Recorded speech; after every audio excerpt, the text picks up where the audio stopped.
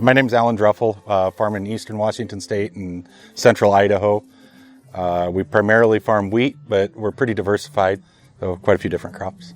It absolutely performs. We took it across the steepest slopes we have, and with the push of a button, it just handles itself. It feeds. We have a problem with Draper headers on hillsides overshooting, so the top side will drag down faster and overshoot the center. And on this header, it didn't do that. That top auger that runs completely across really fed it into the throat excellent. We obviously farm a lot of rolling hills and steep hills and pretty varying terrain. The way that the header flexes and follows, it just works excellent. And where you can get up and down into down grain. This year we've got quite a bit of down or lodged wheat, and we can clip right along, get it pushed down onto the ground and pick that up. Frankly, the automatic features on this have been better than any I've been around.